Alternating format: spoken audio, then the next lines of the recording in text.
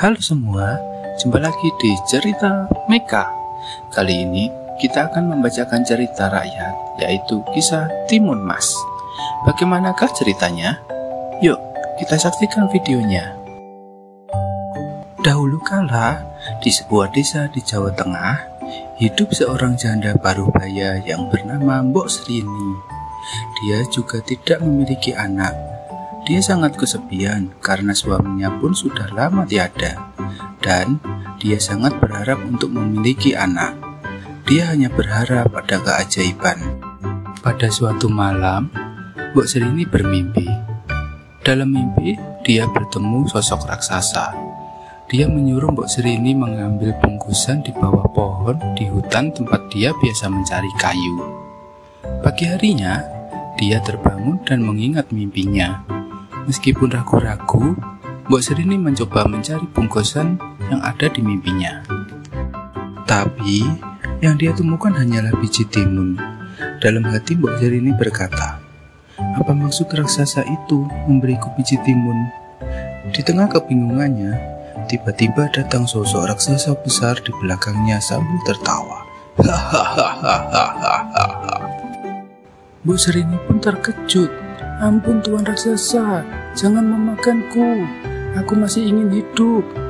Mbok Srini memohon ampun dengan ketakutan. "Jangan takut, hei orang tua. Bukankah kau menginginkan anak?"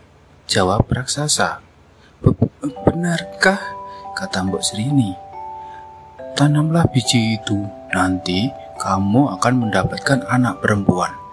Tapi ingat, ketika dia dewasa, aku akan memakannya," kata raksasa. "Baiklah, aku bersedia Tuan Raksasa," jawab Mbok Srini. Dengan rasa takut, Mbok Srini pun pulang ke rumah. Sesampainya di rumah, dia langsung ke kebun dan menanam biji timun pemberian raksasa. Setelah beberapa hari, biji timun itu pun tumbuh besar dan mulai berbuah. Mbok Srini terus merawat tanaman itu dan akhirnya timun-timun itu membesar. Namun, ada satu timun yang berbeda. Dia berwarna kuning emas dan ukurannya lebih besar dari lainnya.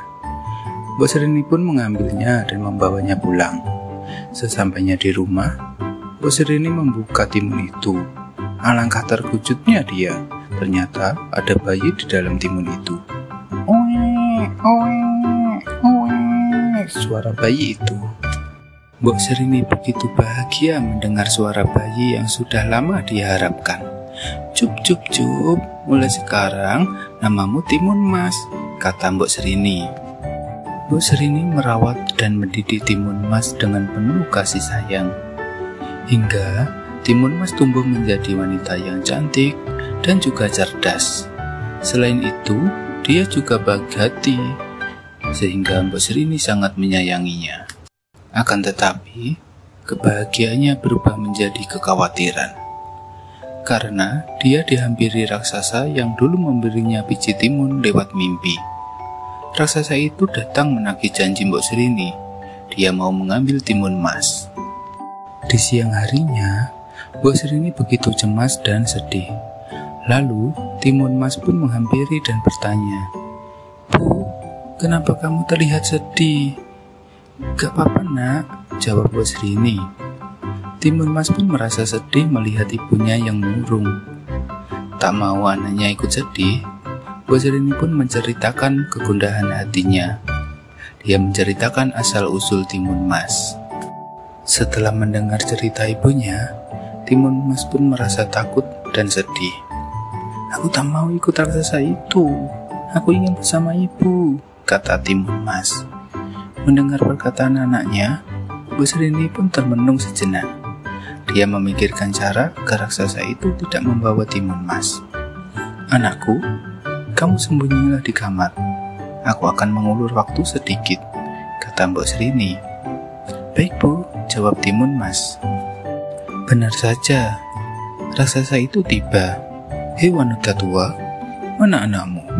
tanya raksasa. "Tuan Raksasa, anakku sekarang sedang sakit. Dagingnya pasti tidak enak. Bagaimana kalau 3 hari lagi kau datang lagi?" jawab Mbok Srini. Baiklah, Tapi kamu harus berjanji akan menyerahkan anak itu, kata raksasa.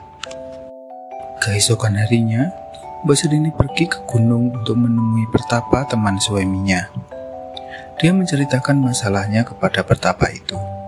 Kemudian, dia diberi 4 buah kantong yang masing-masing berisi biji timun, jarum, garam, dan terasi. Berikan bungkusan ini kepada anakmu. Lalu, sebarkan ketika raksasa itu mengejar, kata Pertapa. Baiklah Tuan, terima kasih atas bantuanmu, jawab Mbok Serini. Sesampainya di rumah, Mbok Serini memberikan bungkusan itu kepada Timun Mas. 2 hari kemudian, raksasa itu kembali lagi.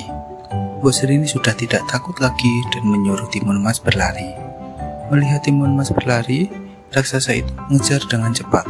Timun Mas ingat kata-kata ibunya untuk menyebarkan bungkusan pemberiannya. Pertama, dia melemparkan biji timun.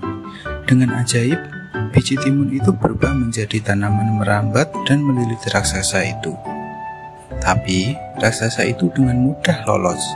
Kemudian dia melemparkan bungkusan yang berisi jarum. Seketika jarum berubah jadi bambu dan melukai kaki raksasa. Namun, raksasa itu tetap mengejar meski kakinya terluka. Melihat usahanya belum berhasil, Timun Mas segera melemparkan bungkusan ketiga yang berisi garam. Seketika itu juga garam berubah menjadi lautan yang dalam. Namun raksasa itu dapat melewatinya dengan mudah. Timun Mas mulai cemas karena senjatanya tinggal 1. Kalau itu gagal menghentikan raksasa itu, maka tamatlah riwayatnya.